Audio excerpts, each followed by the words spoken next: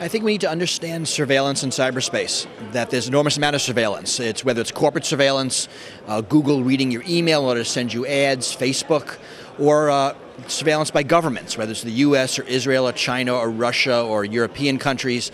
And there's a lot of it happening for both good and bad, and I think people don't really realize how much their data is being used for purposes they don't understand. And is it something that we should, go out against, or is it mainly understanding and knowing how to act? Largely I think surveillance is bad. Living in a world of ubiquitous surveillance is not something we want to do. We don't seek out those societies. It's happening to us really by technology.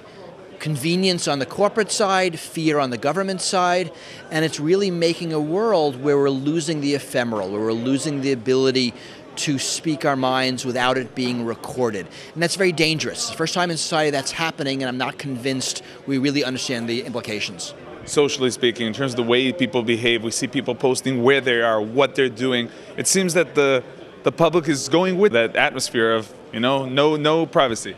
That's misunderstood. When we actually study people, they do it because they either have to, they have no choice, they feel powerless, or they don't understand what's going on. That people really aren't making an informed choice that I'm going to let all the criminals know where I am. It's just that they don't think they can live their life without email, without Facebook, without a cell phone. And really because those tools aren't very regulated, either within countries, between countries, that we see all of this surveillance by both corporations and governments. So our audience is sitting and saying, okay, so what do I do? What does the average person do? Should people change their way of living when it comes to the internet controlling every second of their life? It's really hard to say that. These are the tools of modern life. We can't give up our cell phones or our credit cards or our email addresses. We need both technical tools and social tools. What I want to see is more agitation for strong privacy laws.